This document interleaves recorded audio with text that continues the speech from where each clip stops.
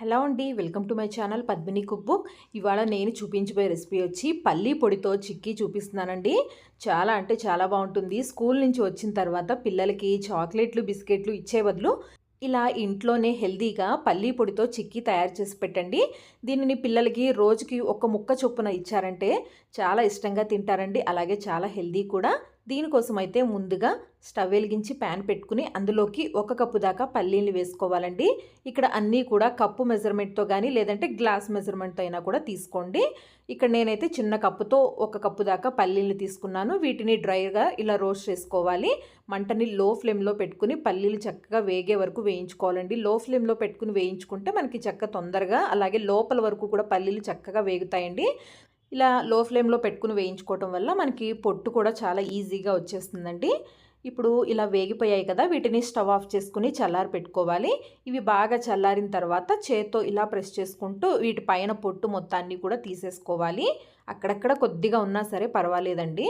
కాకపోతే ఇలా చేత్తో గట్టిగా ప్రెస్ చేస్తూ ఉంటే మనకు ఆల్రెడీ మంచిగా వేగి ఉంటాయి కాబట్టి పొట్టు అనేది ఈజీగా వచ్చేస్తుంది. చూసారు కదా, ఇలా పొట్టు మొత్తం తీసేసిన పల్లీల్ని మిక్సీ జార్లోకి తీసుకుని కొద్దిగా కోర్స్గా గ్రైండ్ చేసుకోవాలండి. బాగా మెత్తగా పొడిలాగా అవసరం లేదు.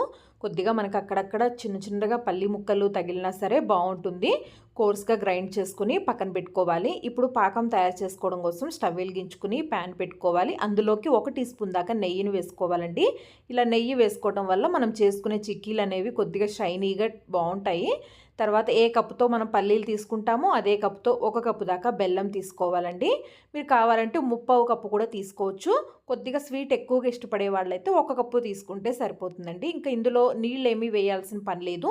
ఇలా డైరెక్ట్గానే మంటని లో ఫ్లేమ్లోనే ఉంచుకుని బెల్లం మొత్తాన్ని చక్కగా కరిగించేసుకోవాలి. నీళ్లు వేశారు అంటే మీకు పాకం రావడానికి కొద్దిగా ఎక్కువ టైం పడుతుందండి. కాబట్టి నీళ్ళు ఏమీ వేయాల్సిన పని లేదు. ఇక్కడ చూసారు కదా, మనకి కొద్దిసేపటికి బెల్లం అంతా కరిగిపోయింది. అలాగే పాకం కూడా రావడం స్టార్ట్ అయిపోయిందండి. నీళ్లు వేయకపోతే మనకి పాకం అనేది చాలా తొందరగా వచ్చేస్తుంది. ఇప్పుడు ఒక్కసారి వాటర్లో వేసి చూపిస్తాను చూడండి. మనకి రౌండ్గా బాల్ లాగా వస్తుంది, ఎక్కడ చేతికి అంటుకోకుండా. కానీ మీరు ఇక్కడ చూసినట్టయితే పాకం అనేది ఇక్కడ సాగుతూ ఉంది కదండి. ఇలా సాగుతూ ఉంటే కనుక మీరు చేసే చిక్కీలు అనేవి పర్ఫెక్ట్గా ఉండవు, మెత్తగా ఉంటాయండి. అలాగే పంటికి అంటుకుంటూ ఉంటాయి. కాబట్టి ఇంకొక నిమిషం పాటు ఇలా బెల్లాన్ని బాగా మరిగించుకోవాలి. చూసారు కదా, పాకం ఎంత మంచి కలర్లోకి వచ్చిందో. ఇప్పుడు మనకి 1 నిమిషం తర్వాత చూస్తే పాకం అనేది ఇలా చిన్న ముక్కల్లాగా విడిపోతూ ఉంటుంది. అలాగే మీరు ఇలా గిన్నెలోకి వేసినప్పుడు సౌండ్ వస్తూ ఉంటుందండి. ఇలా ఉంటేనే మనకి చిక్కీలు అనేవి పర్ఫెక్ట్గా వస్తాయి. ఇప్పుడు చిక్కీలకి కావాల్సిన పాకం అనేది వచ్చేసిందండి. ఇప్పుడు ఇందులో 1 టీ స్పూన్ దాకా తెల్ల నువ్వులు, అలాగే మనం గ్రైండ్ చేసి పెట్టుకున్నాం కదా పల్లీ పొడిని కూడా వేసుకుని బాగా పాకం అంతా కూడా కలిసేలాగా బాగా కలుపుకోవాలండి. ఎందుకంటే మనం పల్లీ పొడి గ్రైండ్ చేసినప్పుడు కొద్దిగా అక్కడక్కడ ఉండల్లాగా ఉంటాయి కదా, ఆ ఉండలంతా కూడా ఇలా గరిటతో గట్టిగా ప్రెస్ చేసుకుంటూ ఉంటే మనకి మెత్తగా అయిపోయి పాకం అంతా కూడా బాగా పట్టుకుంటుందండి. ఇలా పాకం అంతా కూడా పల్లీ పొడికి మొత్తం పట్టుకున్న తర్వాత ఇది మనకి ప్యాన్ నుంచి కొద్దిగా ఇలా సపరేట్ అయినట్టుగా అవ్వాలి. చూసారు కదా, ఇలా మనకి ప్యాన్కి ఎక్కడ అంటుకోకుండా ఉంటే కనుక సరిపోతుంది. ఇప్పుడు స్టవ్ ఆఫ్ చేసేసుకుని వెంటనే దీన్ని ఒక గిన్నెలోకి కానీ ప్లేట్లోకి కానీ నెయ్యి రాసుకుని ఇలా తీసుకోవాలి. ఇక్కడ నేనైతే ఒక పెద్ద ప్లేట్ తీసుకుని అందులోకి నెయ్యిని ముందుగానే రాసుకుని పక్కన పెట్టుకున్నానండి.